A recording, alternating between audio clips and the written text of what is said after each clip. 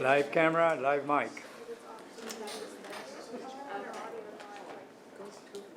Okay, hi everyone, good evening, and thanks for being here tonight. Welcome. We're still working out some of the technical stuff with the computer. So if we can just stand and say the pledge, we can start with that.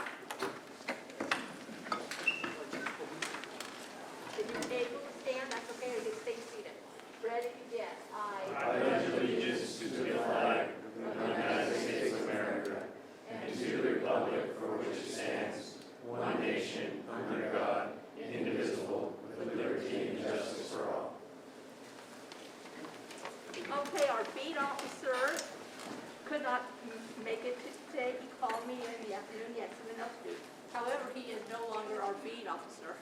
So we're supposed to get a new beat officer. I think his name is Mike Cole, but he's on, I think, leave. So hopefully someone can explain, maybe Councilman started later on why there's such a turnover on beat officers, if you have any information on that. But that's a great question. It is a great question. I would probably direct that question to the city manager. okay, one question for him. There's a popo over there. The what now? Popo, sergeant. But he did give me a brief report saying Rio Lindo is looking good. There's no real issues around our neighborhood. So he said, he's getting other issues like around Walmart, and he didn't go into detail. But he's saying we're looking pretty good. There's really no big issues. So he wanted me to give you that report. And when I find out about our new beat officer, I will let everyone know. Also, in March, we have to have our elections. So we'll probably have another meeting come March. And hope we have someone who wants to step up and be chair and vice chair. I'm not sure about Anastasio. He couldn't make it this evening. His daughters are here. Yeah, there they are. So thank you. So I'm not sure, but I will get in contact with them. Okay, I know they're still working out the video there, the PowerPoint. So some things that before we start, I got a email from Jose Rivera about the speed humps on St. Mary's. Thanks for reaching out. The installation of speed humps are scheduled for next week, which is this coming week, Monday through Wednesday, if weather permits. So let's hope we don't get rain. And feel free to share the news with the Rio Lindo. And I am passing out door hangers, and Gracie told me that there are door hangers there. Yeah, they started today, but they say starting tomorrow. So I don't know if you say Monday to Wednesday. Yes, It's gonna start tomorrow. Okay. Friday. Okay. Yeah. So They already started putting out the green thing. No, they set up one of those orange things with a thing saying no parking, Right. starting tomorrow until I think Tuesday or Wednesday. So They put a bunch of them out there. yeah, today all over St. Mary's. So I got Okay. one is right next to my mailbox. so it should be busy for the next, from To- Monday through Wednesday Yeah, down in St. Mary's. they But can take the whole week. That's fine. that's As long fine, as I we know. get, This we is waited something this that, long, so, we've been yeah. waiting for, so great. Yeah. Okay, yay, yes, Yeah. yes, we have to give Yay, Gracie yeah. and Francisco, right, your neighbor? Oh, your neighbor, it's not Francisco, is it? No. Um, Oh my God. Yeah. Okay, but they initiated it, so Yes. thank you, Yeah. and Mario was a big help too. Great. Yeah. May I ask a question to the police officer who is here? Is there a police officer here? That would be me, I think. Oh, okay. That would I know, be- you have any information? Yeah, please. Are they giving tickets to semi-trailers, truck trailers that are going south on Oxnard Boulevard past Gonzalez? I see them frequently. An empty one weighs 10 tons easily. And there's a sign there that says trucks prohibited over 5. Have you brought that up before? Yes, I have. Yeah? Who did you bring it up to, do you know? To a council Before meeting. there? At a council meeting. Okay. Have you spoke to anybody from our traffic unit regarding it? I'm just asking, I don't want to double the work, basically. Changing people, so it's really hard. What's that? We keep changing people, so it's really hard. Yeah, I know, but they're down the hallway from me, so I mean, Yeah. if I just need to walk down there and say, hey, what I is was wondering, are they enforcing that or not? They should be, they should be. Well, but they should be. I mean, you put up a sign and you put job done. It's not done.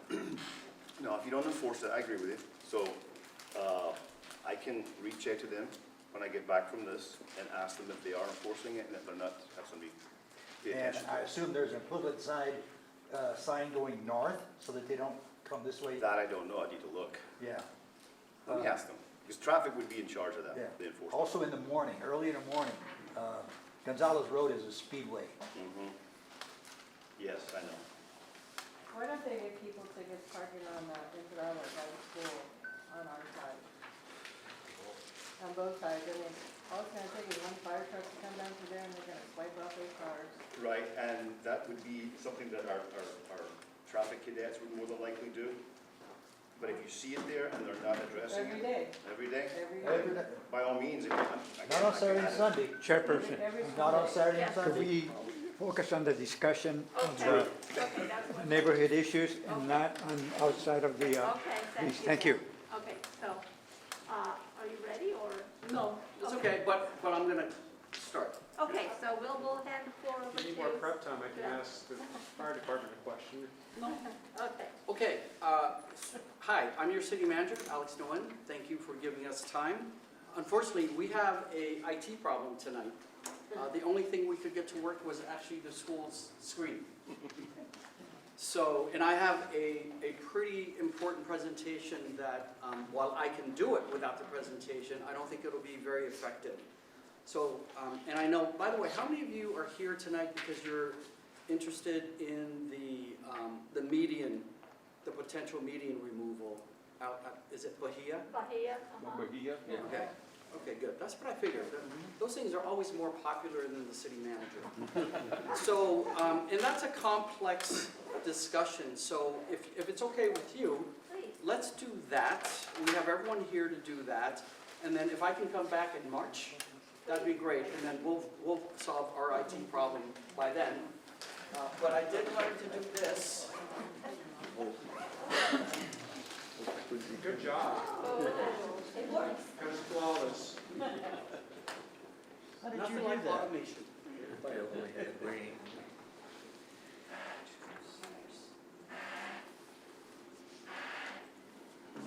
Okay, so if we can, let's just move to that. Here we go. Public Works is here.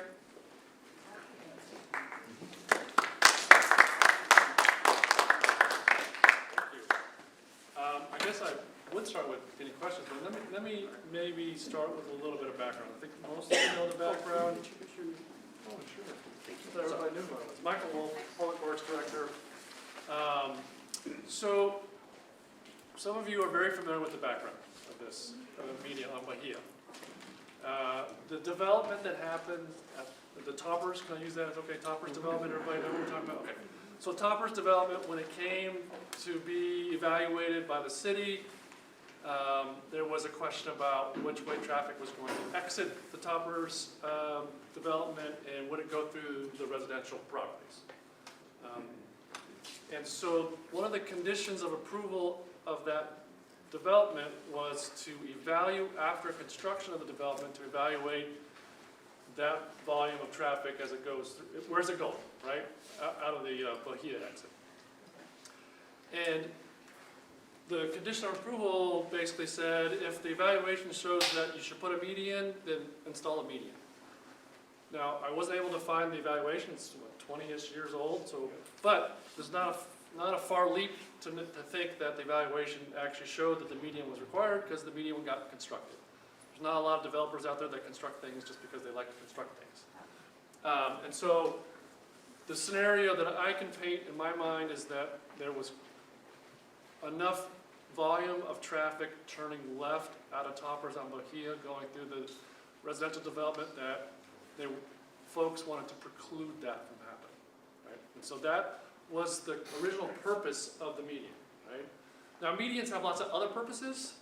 You see them on lots of other streets for lots of different things. They're mostly a safety device. From my perspective, from my professional perspective, medians are typically done for a handful of things, but the primary reason for a median is a safety device, right? And baseline from a traffic engineering standpoint, taking out a safety device is never really something that I as a professional would recommend. Now, I paused there to say that there are certain things to look at as we go forward to make sure we're looking at everything, to consider all the things. So the next steps, I laid out an email to your council member, or to Councilmember Starr, and I apologize, Aaron, what's the other gentleman's name? I think it's pronounced Vin Bunker, Okay, so Vim, I laid out who's the owner of that. Toppers, he's the owner of the development area. So I laid out, gosh, it was a couple months ago now, Councilmember Starr? A couple months ago, I laid out a potential process by which the community could go through and ask itself, do you want to remove the median? Because the owner of the property has indicated they'd be willing to potentially pay for that. He actually said he would if the community wants it. He didn't want to be the applicant. He figured that, Conflict of interest kind of thing. exactly, well, he didn't want to be the applicant. He says it really needs to be driven by this neighborhood. And if the neighborhood wants it, and he knows that, then he's willing to put the money into doing the engineering study in the hopes that if we can find a safe way to do it, potentially eliminate the median. So what I asked Sandy to do is put this on the agenda today so that you guys could discuss it, and at least we can have kind of measure the temperature in the room, if you will, just to see what type of support there is for that. It may not tell the whole picture, but at least for those who are here, it'd be good to know whether you think that the median is helpful or if it's an impedance to you, which you prefer. It would also be interesting to kind of know, I think your community would want to know, where do you live in comparison to that development? May also be an important piece of information. Like if you're not going to be subject to those, and I'm going to say potential, but dollars to donuts, you're going to get more traffic through that residential neighborhood. If you're not living in that, then the question is, you know,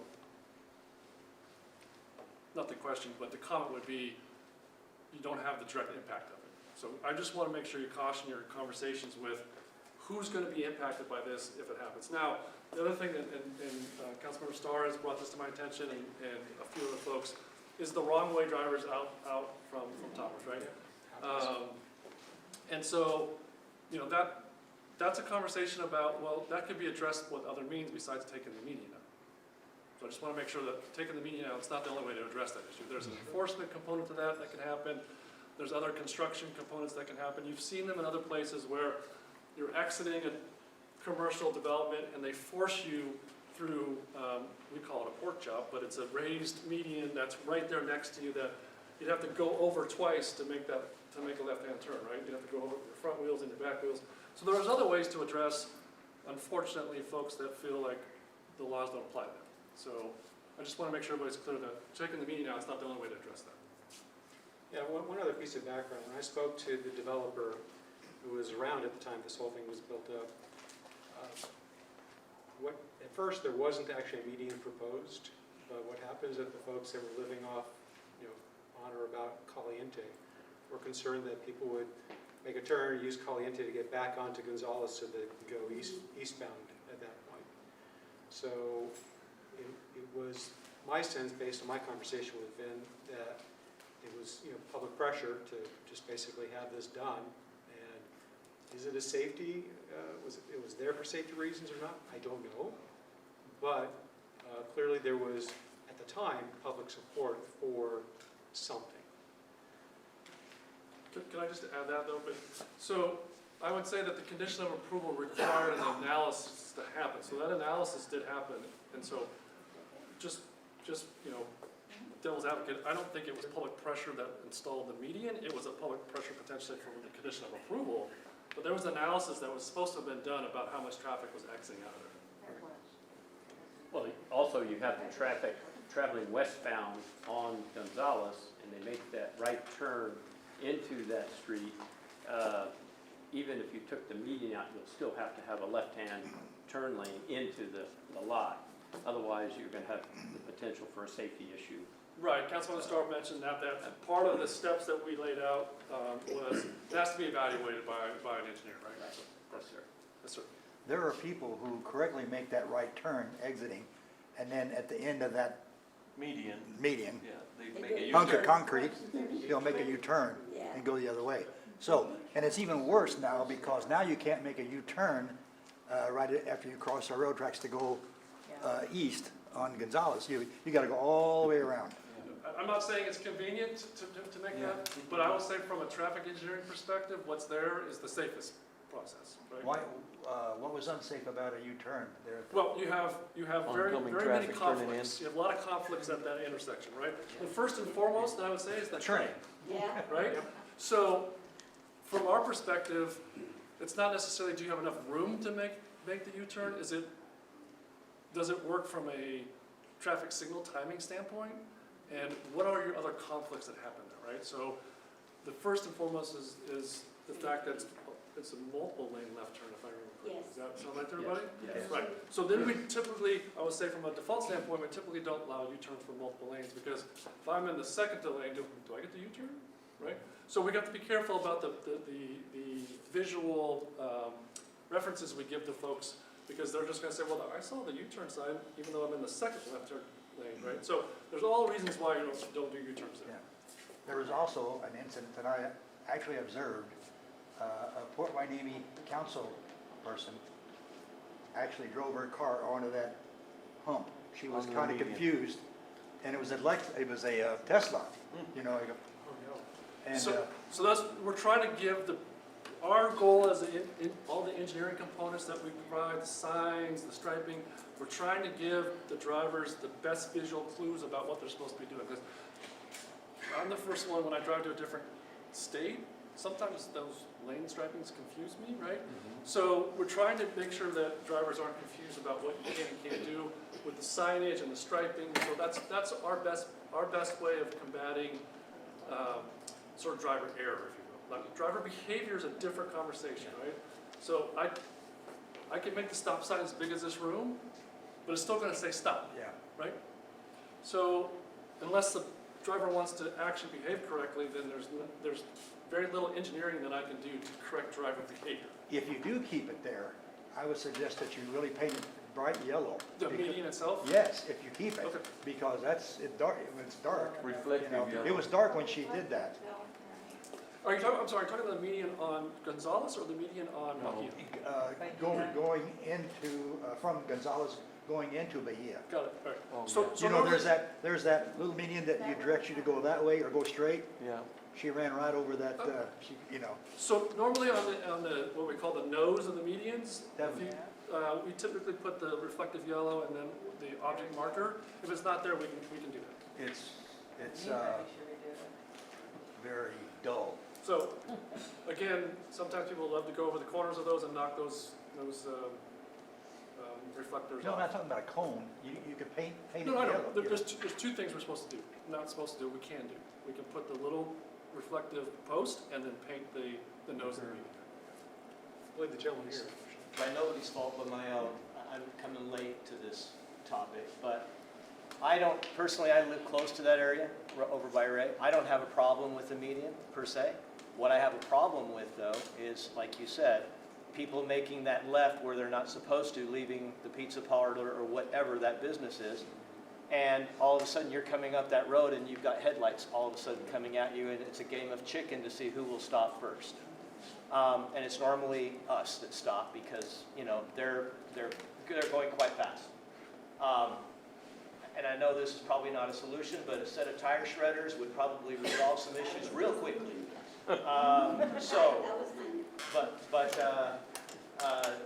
I think the bigger concern I have is, so I think Ray mentioned it, people go out the median right there and they hit Gonzales and they'll flip a U-ey onto Gonzales and then back to Bahia going the other way, okay?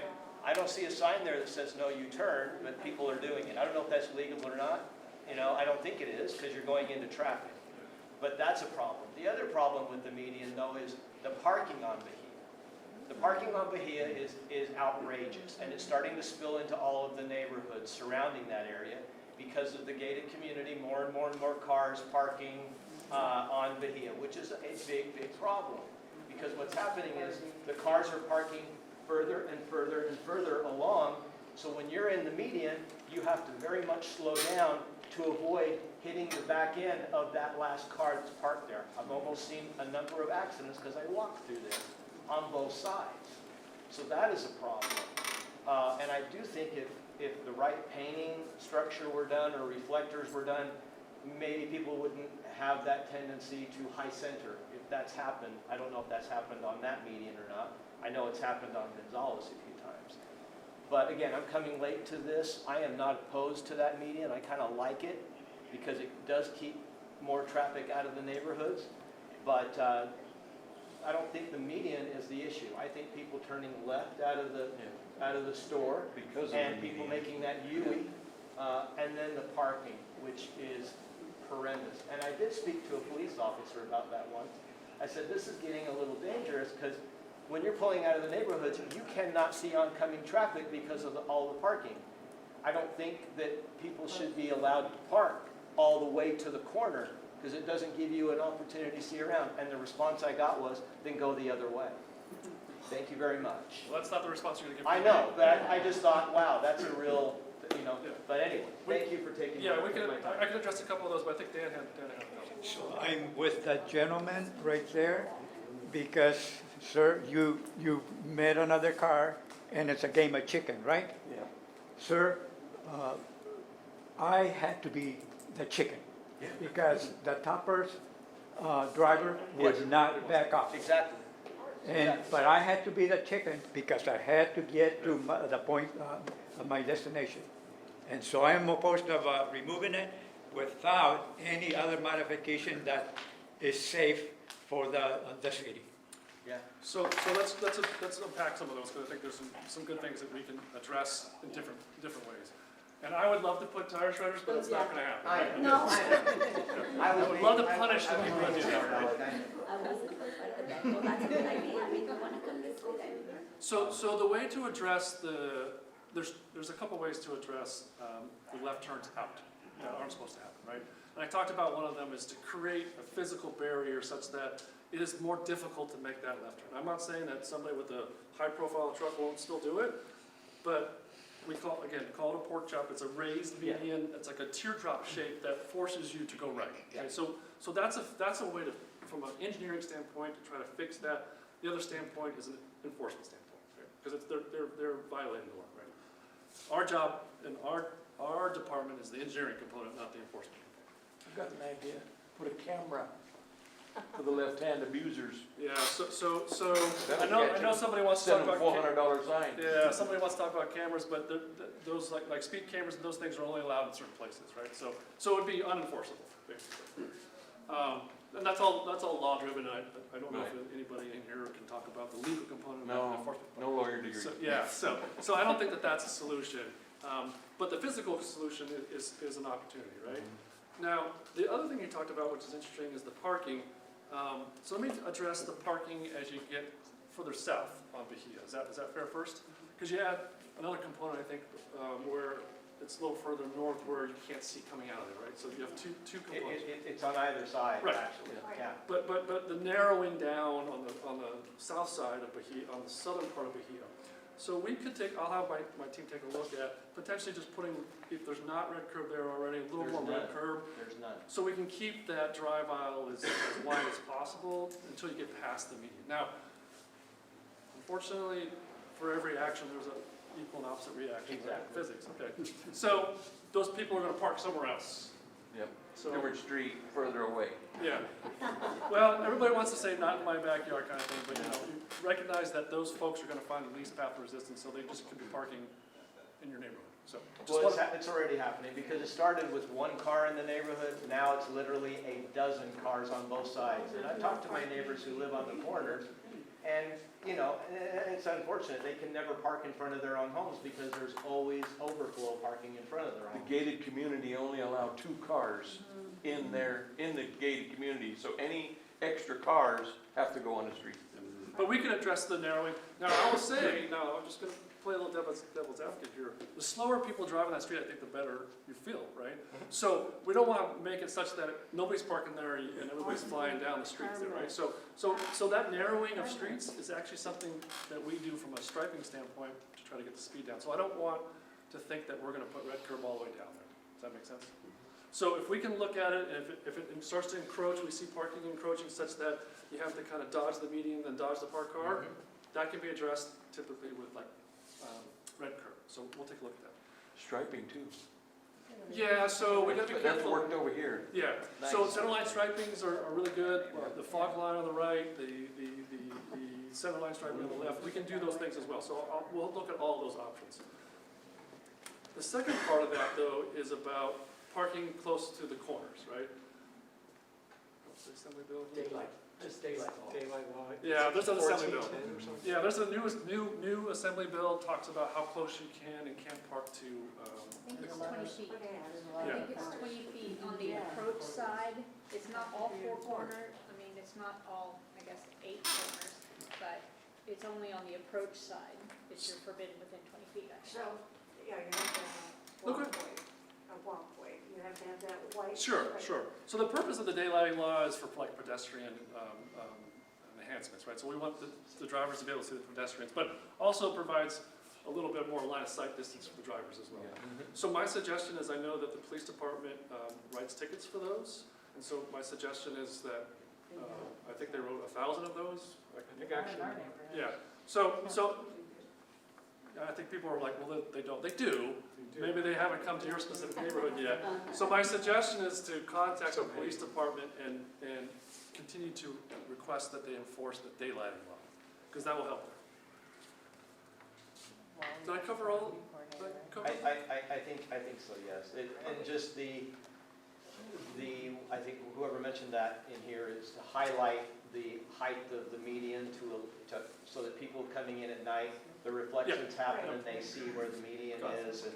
And if you were to do that red striping, that could probably alleviate the zigzag that you have to do to make sure you don't hit a car or the curb. But I think one of the bigger problems that I do see is, and it's happening more and more and more, people making a left out of that shopping center. Okay. Ma'am, did you want to make a comment? No. Oh.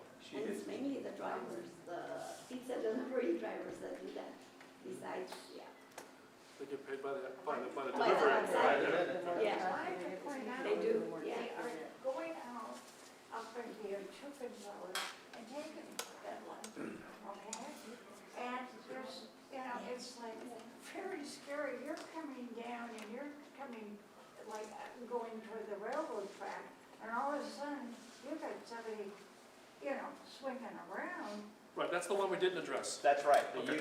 U-turn onto The Gonzales. scary part is, and let's face it, you're on Gonzales, if you don't keep up with the traffic, you get ran over, and you've got somebody doing this whoop-de-doo around to get back around. So the question whether or not, I think you brought it up, whether that's legal or not, and again, that's not my area of expertise, I don't have the, my suggestion is that we can check the enforcement side of that a little bit. There's not a lot of, again, I go back to, I can make the stop sign, the size of this room, they're not gonna behave. So there's not a lot of engineering I can do for that. That's just somebody who wants to do what they wanna do. Other than closing off Bahia to Gonzales, there's not a lot of engineering behind it. Now, can we put a sign that says no U-turns? Maybe.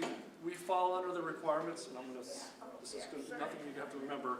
Manual on uniform traffic control devices. There's a book that we have to follow in terms of what we can and can't do. And so typically, those kinds of signs where, like a no U-turn that would sit on the median in Gonzales, I'm not sure that's allowed by that document, but we can check that out. Thank you. Yeah. So you don't think we could post that down? I don't know. Okay. I don't know. We'd have to look at that. But that's kind of an enforcement component that's difficult for engineering, fixes, other than tire shredders and things that I would love to do but can't do, right? I wanted to throw up a hot topic here because, we've talked about this in the past. How about permit parking? And it limited this craziness of all, How many permits do you get? Right, So you can't fix driver mentality. right. I mean, you're in a 3-bedroom house and you've got a 2-car garage and 2 cars on your driveway, and there's 4 parking spots. But that doesn't seem to be happening. Garages are being used for ADUs, storage units, you name it. I mean, we've never ran into that problem. I mean, and I raised 2 teenagers and they're grown men now, because we had, you know, enough systems. But we're looking at multiple families. And, you know, maybe it's time to seriously look at, wait a minute, what are we doing here? So permanent parking, I'll give you just my experience with permanent parking is that there is usually more bad than good with that, right? It usually fails after 6, 8, 12 months. I lost my hanger. You know, I have a family member over. Like, I will tell you that with the exception of the college area, I used to work for the city of Orange. The college area around Chapman University has been the only successful permanent parking I've ever seen in my almost 20 years. So I don't know permanent parking is your solution, because I think there's a lot more negatives to that you as a local person will see and have to deal with the bureaucracy of getting the permits. Thank you, I couldn't think of the right word, even though I said permanent parking. So yeah, I have not seen it be very successful. Michael, I can add to that, because there's some history in this city with an attempt to do permit parking in a neighborhood. But let me preface it by this. I think there's something secret in the California Constitution that allows you to own 10 cars. Because I am amazed about how many complaints I get from a neighbor about another neighbor who has 10 cars. Your point about people not using their garages for parking is valid. And now, with the recent state law that it can be formally converted to another living unit, only makes that worse. Because those rules don't require added parking. But the thing with permit parking is, besides the administrative headaches and people, whether they lose their tag or their sticker or they forget to renew, basically, there's a process that a lot of the residents have to want it. So the city doesn't just get to say, we're doing it here. It's a neighborhood process, just similar to this one, discussing the median. So you have to have enough buy-in. But even if and when you do, and if you do it, you are simply moving the problem to the next neighborhood. It always happens. And then there's this other thing that we learned is depending on if it's a mixed neighborhood, it becomes a fight between single-family residential properties and apartment buildings. Right? Because apartment buildings tend to have less parking per unit, and single-family homes have not only potentially a garage and a driveway, which they don't use, the garage, and then you get that fight about who has more of a right. And the fact is, nobody does. The street in front of your house is public. So it's actually not for your reserved parking. Now, you mentioned you have a gated community there. That's a whole different ball of wax. And I don't know, can they decide to opt in? Can they buy permits for the street? I don't know. But it usually doesn't work and causes more consternation and more angst amongst neighbors. And the other problem we have a lot is because of the overcrowding and all that, people putting out cones and chairs and garbage cans to save their parking spaces, which is actually not appropriate. So it's challenging. I can give a different point of view on that one, because I'm experiencing something different than my colleagues are. So I live on Posada Drive, which is in the East Village neighborhood. And what's interesting about that street is that it's actually a privately owned street. And anyone can drive on it, but it's privately owned. It's owned by the homeowner association. Not gated. It's not gated at all. We own the street, we own the sidewalks, we own the trees. So we were having a problem with the folks that live on the apartments off of Williams and Gonzalez there. And because they charge their tenants there for parking on site, people said, well, I can avoid this charge if I just park in the neighborhood nearby. We're the neighborhood nearby. So what we were experiencing was a problem where lots of folks want to park in it was a problem for us. So what we did, because it's a privately owned street, is we assigned the spots, we were clearly painted, spots from each house is owned by the occupants of that house. And it's worked really, really well. It eliminated the people parking there who didn't belong there, because they knew they'd be towed. We have, I always know that I can park in front of our house. So for us, it's been a really good thing. We were able to do speed bumps without the city's permission. We were able to do resurfacing at the blacktops when we want to. We're able to grind the sidewalks down if we need to. We were able to pull a tree out if it's uplifting the street or the sidewalk. So for us, it's worked out really, really well. Now, I don't know if that would be anyone else's experience if it were to happen, but. So just to add to that, it only works because it's a private street. You know, if you live on a public street, you don't get that kind of control. But the way we handle, like, there are so many guest parking spaces, and each space is labeled either resident and a house number, this is their parking spot, or it's labeled guest. And so there are guest spaces, and you only need a parking tag to be parked in the guest spaces. But, you know, periodically the HOA says, tell us what your vehicles are, so they know which vehicles are assigned. They come get your parking tag if you want to use the guest space. So they know what cars are supposed to be there, and we only need a tag for the guest spaces. Who enforces it? The HOA can, or, You have a private security? I mean, if I walk out and there's a car parked in my spot, I can call the tow company. So, and we can it also helps, like, neighbors can negotiate with each other. We have fabulous neighbors, and they have 2 daughters who drive, and they have a parent living with them. We have 2 cars. We actually use our garage as garage. So both of our cars are in the garage, and we don't need our space out front. So we negotiate with them and let them use our space. So, you know, we work that out. Chairperson, can we get back to Rio Lindo and Yes. the issue of the median? Please. Yes. Thank you.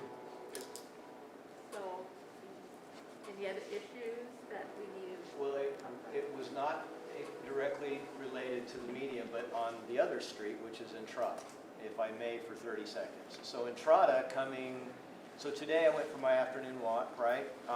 14 cars parked on the side of Entrada going to the high school, 9 cars entering Entrada off of Gonzales. I don't believe you're supposed to park there. I think there's signs that says no parking, but 14 and 9. And they're all there to pick up their kids after school. I get that, but it creates a bottleneck. But I think the bigger concern I run into is when I come off of Gonzales to enter into Entrada, coming down Gonzales and making, I guess, a right. There's no parking there. There's homes that are right there on the corner, and there's no parking, and there's always cars parked there. So if you come around the corner, you have to be very careful, or you're going to end up plowing into the back of a truck or a car or an SUV.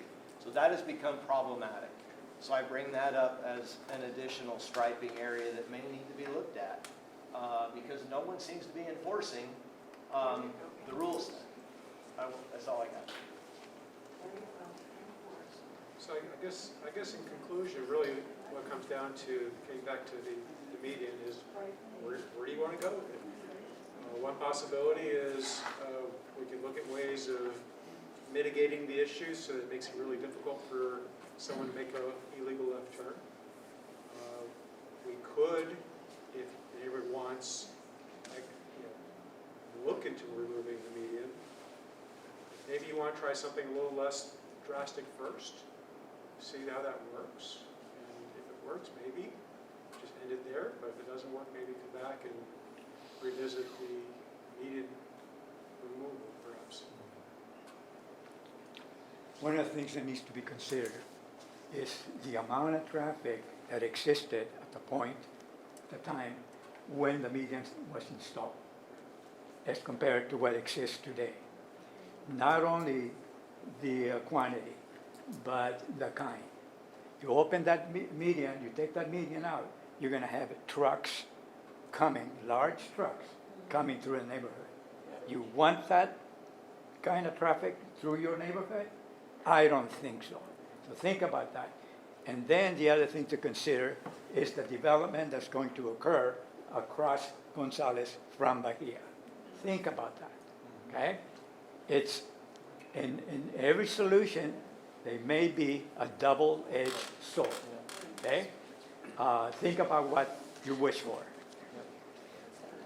I guess the question is, what does the neighborhood want? So, I don't know, I take a raise of hands, or you want to write that, Sandy?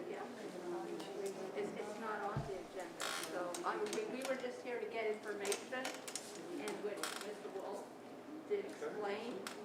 So, and I know the owner wants an answer, right, really quickly. Well, the owner's simply saying that he's not going to put any money into an expensive engineering study unless this neighborhood wants that. He's willing to pay for everything, but last thing he wants to do is pay for an engineering study, know that the residents don't want this, and when it comes time for a vote, it's not going to happen. It's just money's thrown away. He doesn't want to do that. So I understand. So since it's not on the agenda, we'll have to wait till March. Well, why can't we vote? I mean, we're talking about the topic, right? It's not on the agenda. Oh, it's not I don't on know. the agenda? What does the agenda actually say? It just says, update on Bahia Street entrance and exit. I don't see any problem with having a vote on Like a straw poll. what you feel about it. Yeah. It'd be nice to know up front if people are just opposed to it, we're done. And if people want to move forward with this other option that the Arceos came up with, we'd do that. Or there's a third option. So. I have a question. This just a struggle and just a feeler struggle, okay? Because there's more than this in the neighborhood. There's more residents than this in the neighborhood. I do not feel comfortable in making any decision with this amount of people when there's hundreds, maybe thousands more residents in the neighborhood. That have an opinion. That have their own opinion. And so this is just a feeler vote, invalid for any action to occur. And I knew that Anastasia was going to go around asking the neighbors there on the street. So I don't know whatever happened to that, do you know? Oh, okay. I have one more question. I understand that there's a requirement for a resident to be the advocate and the signer. And that was going to be Anastasia. Is that what I understand? So, yeah, Mr. Somebody other than the owner. Mr. Arceo? Okay, now, in the event that the median is removed and an accident occurs, is he liable? Is he liable for an accident happen and injury because he is the signature of the action? I want to know that. Because if anybody signs up to be the signature, For this process, no, because we have to do a study and everything. So You might feel bad, but it's not liable. Can I just add something? So the process that was laid out does require your comment, which is like a mailer to the community. So if we walk through the process laid out, there will be eventually a outreach to the community, but that has to happen after there's a solution that's presented, right? So this is kind of a, kind of chicken and egg conversation a little bit. So even if 20 people said yes here, recognize that that process requires those mailers to go out and another community meeting happen, where these 20 people could be overruled by Get some 200 yay signatures so we get it.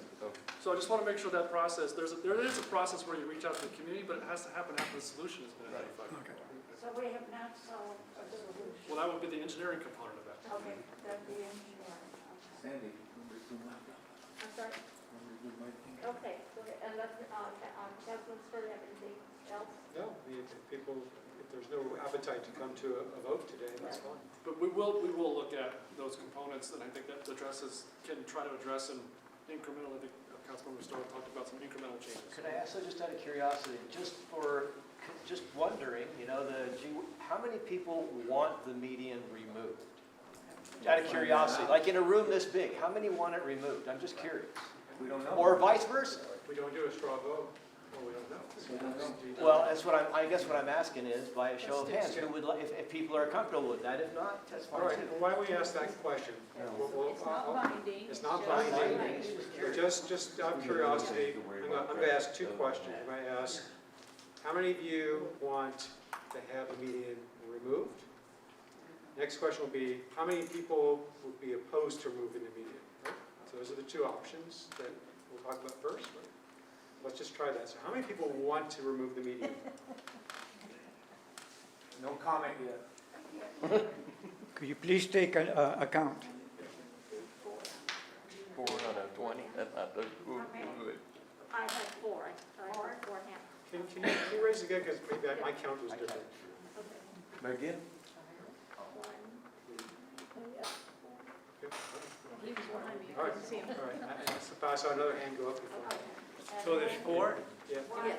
And how many just are dead set opposed to it? 2, 3, 4. Okay.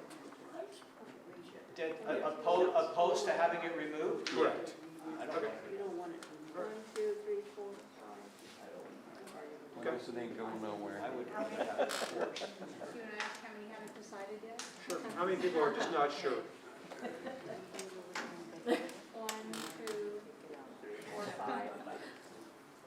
I have a different question. How many people want the pork chop?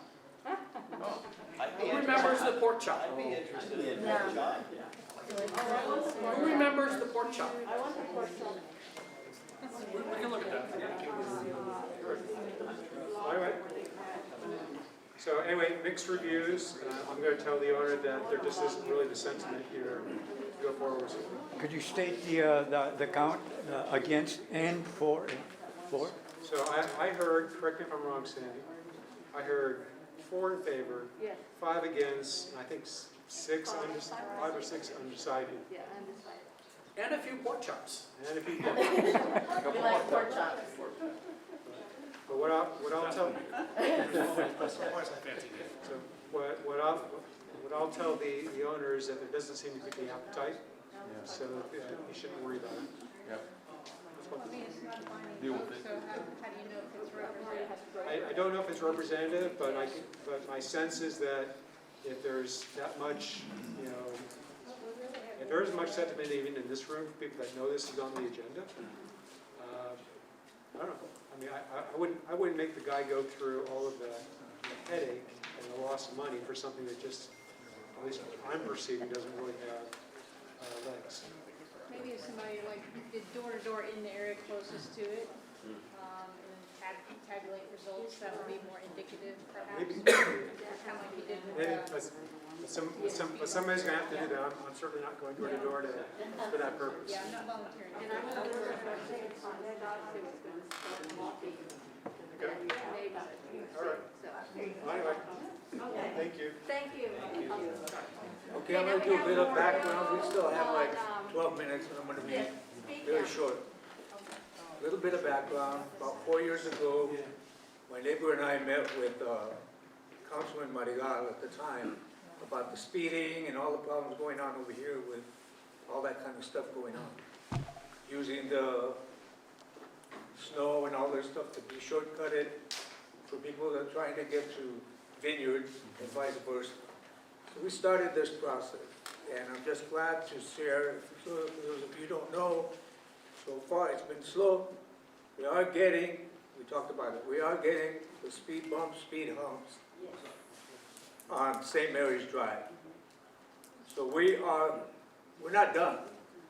We're not going away because there's still other issues that we need to resolve. And part of that is that I came up about, because we discussed speed bumps and other things that seem prohibitive, engineering involved, all that stuff. So we came up with the idea about speed cameras. I put together this information. I don't think everybody got some. I couldn't make enough. But this was out of USA Today paper and talked about road warriors beware speed cameras on the watch.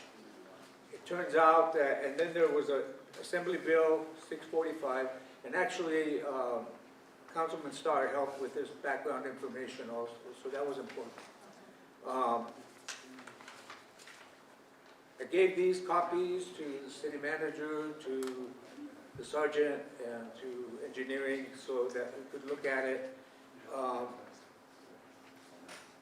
It's not a red light, it's not red light cameras, it's speeding, people blowing through whatever, whether they stop or not. So anyways, I wanted to bring you up that that's kind of where we've gotten so far. The other thing is that you'll find if you picked up these pass-arounds, back in August, this came out about Port Hueneme takes on people doing donuts on their street. So what they wound up doing was they started putting rubber, I guess speed humps you call them, and there's pictures of what they did on there. And it stopped their problem, because now these people couldn't do all that. So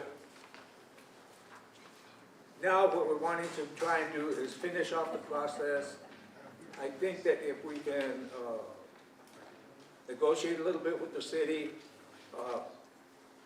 we can put those speed cameras up, and if we can get some of these humps where they're not gonna mess up the fire department's responses or the ambulances and stuff like that, which I spoke with the fire chief and he kind of mentioned that, I don't want to put words in your mouth, but he feels better with these rubber speed humps than the regular ones, which makes sense to a degree.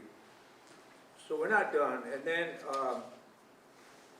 what's come up recently is that about signs, people have been letting me know that they hope that we can put speed limit signs around the area here. I don't know where specifically yet. Also, it was talking about, if you go down Ventura Boulevard towards the church, and where they put the rickets on there, and there's that real tight corner, and there's, I don't know what to call them, it's a sign that says slow, and it has the lights coming on. So there's been an indication to me that maybe we could use that too, especially around Rio Lindo School. When I brought this kind of stuff up, and then Michael mentioned in an email that said that about the cameras, since this would involve PD, the city attorney's office, and the city manager's office, I recommend you bring this up to Alex at a future meeting with him. The bulk of this would fall apart on the 3 E's. The 2 cameras, the systems I've seen that were active were not maintained or managed by Public Works. It was done by a third party, and so that was just kind of information that he was giving me. So and we can work, I guess, within the context of that information. So just a couple things. I can talk a little bit about the speed limit signs, northbound Entrada, northbound Snow, eastbound Stanford, and northbound Indiana. All are going to get speed limit signs here pretty soon. So all the entrances, basically all the entrances into the neighborhood. Awesome. Yeah, speed limit signs. The email that was being read, and I may have gotten a little confused because I thought you guys were talking about red light cameras. So that information is red light cameras. Speed cameras, I would strongly suggest you read the Assembly Bill, because I'm pretty sure California limits that to very specific cities in California, and Oxnard is not one of them. You are correct. It's like 6 different cities. It's like a pilot program right there. And so They could come back and expand it, but Right. not current. yeah, I think if you read the bill, it's a 5-year pilot program. It's large cities. So we're talking about San Jose, Los Angeles, San Francisco. What about Well, the maybe temporary that's so, trailers for the temporary speed? So we work with PD on the temporary trailers. And then the other opportunity is if we have lots of, we try to do incremental steps to try to address this, right? We don't go right to the very top, the very most expensive thing. So if the speed feedback trailer doesn't help or only helps for a short period of time. We try to look at striping and signage. And then one of the things we could do is what we call a static radar feedback sign. You see it on, there's one on Rice, exactly, close to the new school area. So those are all things that are in our toolbox that we try to address these with. Now, not everything, I wish I could put them up everywhere, but they're very expensive, right? And so we have to be careful about, setting precedents and about putting things up. But those are opportunities for us to look at. And again, if it's like what he says and is limited to cities, that doesn't mean that our city can't be placed on one of those. That's my perspective. You don't give up till the fort is done. The other thing that was coming up is that, it's coming up. Residents have been telling me, like they did about the speeds on St. Mary's. They want stopped, when you're at St. Mary's and Vineyard, they want to prohibit any more left turns, taking off towards the railroad tracks, and especially from Craig. Yeah. I think that that's a valid issue because there's been accidents there, and obviously I think the PD would know that maybe it's not a great big bunch of them, but the fact is that our neighborhoods are changing. Like I've been saying before, when they put Rio Lindo, there was 167 condos over there. We're going to get really hit by all that stuff also. But that's another thing that's coming up. It's wanting to stop and also to prohibit U-turns. People coming on Vineyard and they make U-turns. And I've been almost hit by those people. Because they should be made to be just going straight if you're going to go down Vineyard to get to Oxnard Boulevard. That's an action that's waiting to happen. Somebody's going to get killed there. So just so that the engineering and the other city staff can know that that's where we're heading with that. And again, we'll need a consensus. We might be able to talk about it in March. Just one question. What's the prospect of installing lighting on St. Mary's? Maybe they can speak into that. Yeah. Street lights on St. Mary's, running the electrical to post on St. Mary's, lighting. Additional lighting than what's already there? There is none. There is none. We don't have it. There is no lighting. Yeah. No. So the street lighting in Princeton either, I think. Nope. No, Vanderbilt either. When we were annexed into the city, at that time, the council did say we would get street lights, and that never happened. Other than the two that were originally on the corner of Villanova and St. Mary's, I think Edison took care of those, and the other was on Lafayette, I believe. And So normally, communities that don't have streetlights is because it's an old county area. Yes, sir. So I was going to ask that question. Yes. Is it an old county area? Yes. It was. We were. But Still want to be over. again, as we took it up with the county before we were annexed, and then the city stood up and said, hey, we will give them sidewalks, we will give them sewer, we will give them street lights and bus service. The bus service was there for about 6 months. That went away. It went through our park, through the St. Mary's, and then down Villanova out to the Gonzales. And that ceased after about 6 months. But the street lights never ever happened. But they were going to give us this, they were going to give us that. At the time of What we wound annexation. up getting was the shaft. So Yeah. none of that stuff ever happened. So now we just have to find the money somewhere over time and make these enhancements to preserve the quality of our neighborhood. Do you remember when the annexation took place, roughly? I have those records at home. 1878. That sounds about right. My brother had some notes before he passed that I inherited, so I do have some of those notes. Can you send it to what you have, if you don't mind? It was about 1970. And so I'd like to finish my little gig here with I'm not a Democrat, but it takes a village. And I'm in my 70s before I get the names. When we did the petition, Gracie? Okay, yeah. And her neighbor and all that, they were really instrumental in getting everybody hooked up and going, and especially to thanks for what we've gotten so far to Councilman Stark. Because Marigal didn't do nothing, oh, I grew up in Colonia, well, then go move back, because we don't need you. So, anyway, just to bring you up to where we're at and where we hope we're going. Okay? Thank you. Thank you. Thanks, Mark. Okay, Alex, any last words? Councilman Starr, any last words? Councilman Starr, any last words? I think you've heard enough from me today. Okay. Unless somebody has a question, I think I'll. Any questions for Mr. Bauer? But I'm always available if you ever need I- me. If you ever need me. One last thing, I have the schedule for the big bulky drop-off. They have it for 2026. For Rio Lindo, it will be June the 6th, like we do it's by the Rio Lindo Park. Yeah, so I have some extra copies if you want to take one. And it's a good resource. Also, Del Norte has drop-off days. It will be April 18th, July 11th, and November the 4th. I'm sorry. Oh, yeah, fire department. Give us? I personally don't have anything the fire chief camel. Yeah. Okay. I can bring Michael over. Any updates or news you would like to share with us? This lady has a question about snow on the street. Very briefly, those who don't know me, my name is Alex Hamilton. I have the privilege of serving as the fire chief for the city of Oxnard.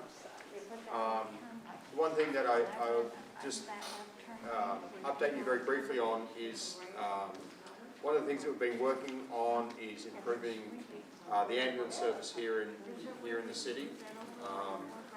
I believe it can be better than what it is, and I believe it's a systemic issue. I believe the Board of Supervisors agree with that opinion. So they're in the process right now of developing a new RFP for a new 10-year contract, which is a great step forward, I think, for our city and our residents. So, and they've spent a lot of time with the supervisors. I've attended their meetings when they discuss this issue. So we've certainly, the noise that we've made has had an impact, thankfully. And so now, doing an ambulance RFP is an incredibly labour-intensive job, but hopefully by the middle of this year, they'll have an RFP that's out on the street that companies can bid on, so a private company can bid on it. The Ventura County Fire Department has indicated they're going to bid on this contract as well. The Oxnard Fire Department is going to be in support of county fire department's bid. And I think I would like to see a better level of service, and I'd like to see better integration in that service. And what I mean by that is, I don't care if it's a private ambulance company or an Oxnard Fire Department paramedic that shows up on scene first, but I want a paramedic on scene within 5 minutes. Okay? And so when we get a paramedic on scene within 5 minutes of a significant medical call, outcomes improve for the patient, medical costs go down, number of days you stay in the hospital goes down. There's plenty of research that indicates that. So that's one of my goals. Second goal that I have is to have a robust community paramedicine program. What that means is going to folks that we think will call 911 because they call 911 a lot. It is also helping with our unhoused population and doing more outreach with them from the fire department from a medical perspective. So they're the two things that we'd like to see improve with this new ambulance RFP, and I believe we're in a good place for that. So that's the update I wanted to give. Okay. And there was a police officer who he's talking. Sorry, Dan, if I wasn't loud enough. Okay. Thank you, Chief. Absolutely. Thank you.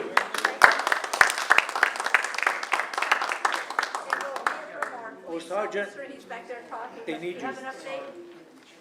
My turn? Your turn, please. I don't want to have a turn. Everyone- We don't have any weapons. Everyone. So I was asked to come up here because you don't have a beat coordinator right now. We haven't, but we're working on it. We're working on it. The complaints that I'm hearing at the back, I was typing away and making sure it was going to get dealt with tonight. So if you're part of that violations on those parking things, don't be there when we go around tonight and give you tickets, right? Because I've already spoke to the two sergeants, one on the evening shift and one on the night shift. And I've told them basically, hey, get your people out there, start writing tickets, and I want to know how many tickets are written by the end of the night. So you'll get something tonight. I'll work with the traffic department in between time for maybe a longer term solution to it. The problem is, we hit one area, somebody else complains, hey, we're not taking care of this area, so we're kind of move around as best as we can to put those little fires out, not to take it away. I'm gonna go move my car from the corner. Too late. They're gonna go tonight. I'm sorry? School gets out, are they gonna be there tomorrow? Unless somebody's assigned, you know, we can ask people to go up there and do it. The problem is if there's another call comes in that takes the officer away from that, that's the issue with it, and it's all priority, So why right? can't you send a cadet out to do that? And cadets do get sent out, but cadets also have other job responsibilities as well. So it's as is, but I told you I'd follow up with the traffic guys. I'm just afraid somebody's car gonna get totaled because of that, you know, so we don't wanna prevent that. Yes. How many patrol officers are out on the city at any given time? Ken? It depends. Well, it depends on the time, right? At nighttime, it could be somewhere between 12 to 15. During the overlap of shifts, it could be as much as 30, 35 cars. That would include, you mean first thing in the morning? Roughly about the same, probably about 12 or so, 12 to 15. Max, probably, you're talking day shift, you know, like 6 o'clock in the morning, 8 o'clock in the morning type thing, you're only going to have one shift. The day shift is well, we have we have two one-man cars that start at 5:30. And then the actual day shift itself comes out during briefing from 6 a.m. to 6:30. 6:30 they would be hitting the street. And they're going to roughly have 10, 12, 15 people, roughly. And that doesn't include your traffic component, which will have 6 or 8 motors usually out doing something. And that's the patrol too, Yes, yes. I'm not going to say that was too easy, but anything else? Hopefully, I think Cole is going to be the lead coordinator. I believe he is. He's out. He is, and that's one of the reasons I was sent up here tonight, because you don't have anybody else, and we had to have some kind of like, I don't want you guys not to have any answers. And I know Corporal Brackett did tell me, even though he's not our beat officer, I have his contact information. He said, call him if there's any issues in our area. So I'm going to take a little snapshot of this and have it with you. Thank you for coming and filling in. Oh. Try my best. Thank you very much. At 8:07, thank you. We have to meet again in March for elections. Be thinking of someone to step up as chair and vice chair, okay? He's the one that helps me a lot.